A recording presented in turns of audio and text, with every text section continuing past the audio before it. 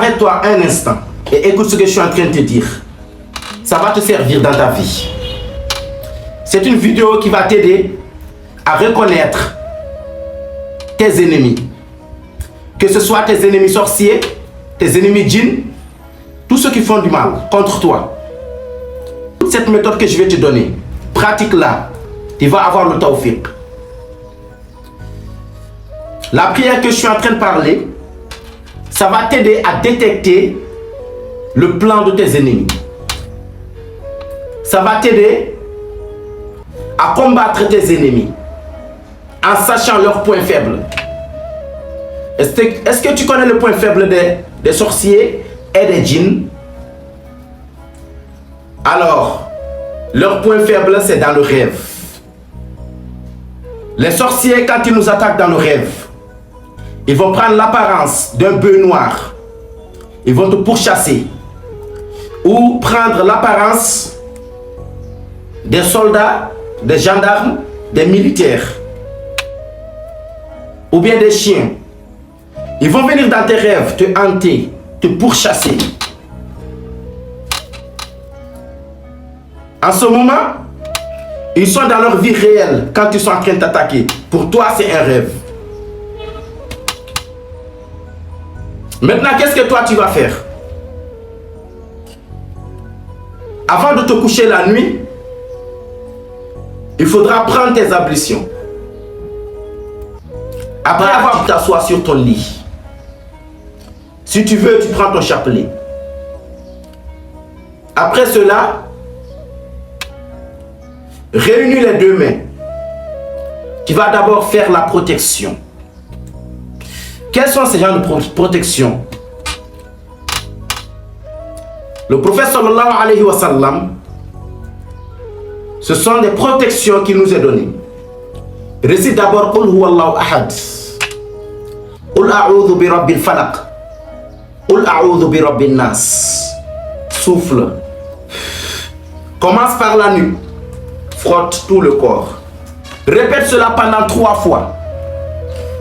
Si tu finis, tu vas réciter Ayatul Kursi minimum 3 fois.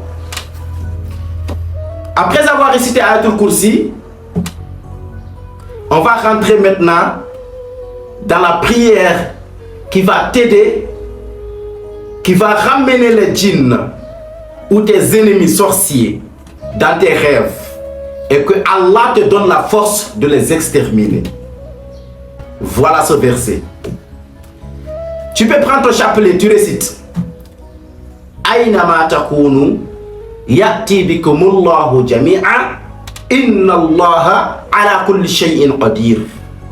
Ça veut dire tout simplement, où que vous soyez, Allah vous ramènera tous vers lui, car Allah est capable de toutes choses.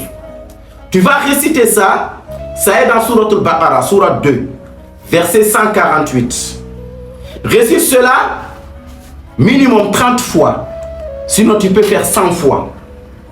Après avoir fini de réciter ce verset, fais doigt, réunis les deux mains. Demande à Allah, Ya Allah, ramène tous mes ennemis dans mes rêves, que ce soit les djinns, que ce soit les humains qui me font du mal, qui me font la sorcellerie. Ya Allah, ramène-les dans mon rêve, donne-moi la force de les exterminer. À ce moment que vous avez fait le doigt, quand vous allez vous coucher, c'est là que ça se passe. Il faut se coucher avec la haine, avec la colère, avec l'intention d'aller à la chasse à tes ennemis. Est-ce qu'on se comprend? Tu finis de faire ce doigt, ce verset, tu te couches avec l'intention d'aller à la chasse contre tes ennemis. Ce qui fait que lorsque tu vas te coucher la nuit, Allah subhanahu wa ta'ala, il va te montrer tes ennemis. Tu vas les voir selon ton degré de iman. Et lorsque tu vas les voir dans le rêve, ils vont venir t'attaquer. Et en ce moment, Allah va te donner une force ou bien une arme fatale qui va te servir, qui te sera utile pour les tuer. Celui que tu vas tuer dans le rêve, réellement il est mort. Parce que notre rêve égale à la réalité des djinns. Donc si tu tues le djinn dans le rêve, il va mourir réellement. Si tu tues un sorcier dans le rêve, dans la vie réelle, le sorcier va mourir. En ce cas, je donne un exemple. C'était une fille qui se traitait dans la ruqya. Au moment qu'elle se traitait, on lui a donné cette prière. Elle s'est couchée la nuit, elle a fait la prière avant de se coucher. Lorsqu'elle s'est couchée, dans ses rêves, sa grand-mère est venue lui faire la sorcellerie. Donc la petite fille, c'est sa grand-mère qui lui faisait la sorcellerie. Donc elle a vu sa grand-mère. Puisqu'ici en Afrique, des sorciers, des sorcières peuvent faire de la sorcellerie pour prendre la chance de leurs petits-enfants. Donc cette petite fille, lorsque elle a rêvé, elle a vu sa grand-mère dans le rêve. Du coup, sa grand-mère avait un couteau dans sa main pour venir la poignarder.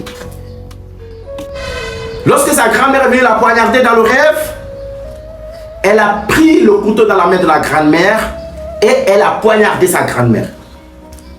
Lorsqu'elle s'est réveillée, sa grand-mère a vomi du sang pendant 3 jours, ainsi de suite, elle est morte. Ça, c'est dans la vie réelle. Elle a poignardé sa grand-mère dans le rêve et dans la vie réelle, sa grand-mère a vomi du sang pendant 3 jours, puis elle est morte. Donc le point faible des sorciers, le point faible des djinns, c'est quand ils nous attaquent dans le rêve. Maintenant, il faut te préparer avant de te coucher. Demande à Allah de te donner la force de les exterminer. Comme ça, Allah va t'assister dans tes rêves. Mais il faudra faire beaucoup de zikr avant de te coucher la nuit. Fais tes azkar avant de te coucher la nuit. Istighfar, salat ala nabi, la ilaha illallah. Fais cela beaucoup de fois avant de te coucher la nuit. Et ainsi de suite, avant de te coucher, tu fais la prière que je t'ai donnée. Tu vas voir que Allah va te donner une grande force dans le rêve. Tu vas finir avec tes ennemis un à un. Celui que tu vas tuer dans le rêve, il ne va plus t'attaquer. Parce qu'il est mort. Ok, si tu arrives à tuer 1, 2, 3, il n'y aura plus aucun djinn qui va t'attaquer. Il n'y aura plus aucun sorcier qui va t'attaquer. Pourquoi? Parce que les autres vont avoir peur.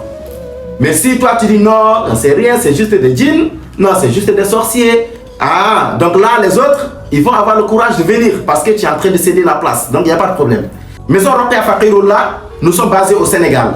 Nous sommes ici à Dakar, Almadi 2, non loin de Sédima. Donc nous soignons les 3 affectations mystiques. Les problèmes de djinns, des problèmes de sorcellerie, des problèmes du mauvais œil. Donc ce sont des choses qu'on soigne et on donne des méthodes aux gens. Alhamdulillah, beaucoup de gens ils nous contactent, ils ont dit qu'ils pratiquent nos méthodes. Alhamdulillah, ça marche à 100%.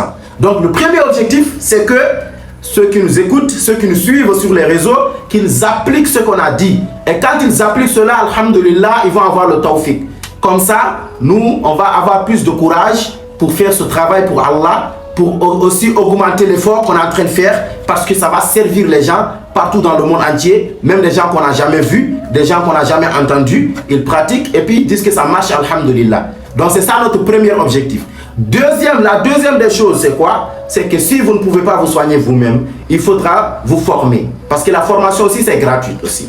La troisième des choses, si vous ne pouvez pas vous former, ni vous soigner vous-même, venez pour les soins. Parce que là, si vous venez vous soigner, vous allez payer en tout cas. Voilà. Mais si vous êtes loin aussi, les traitements à distance, c'est possible. Donc, on vous soigne de loin partout où vous êtes. Que vous soyez dans d'autres continents, dans d'autres pays, peu importe. Donc, il suffit juste de nous contacter sur le WhatsApp. Comme ça, on fait les traitements par distance. On vous envoie des médicaments. Walillahi alhamd. Donc, ça marche à 100%. Donc, qu'Allah Ta'ala nous donne le tawfiq. C'est votre frère, Oustaz Zakaria, comme je l'ai dit. Maison Roqya Faqirullah. Wassalamu alaikum wa rahmatullahi wa barakatuh.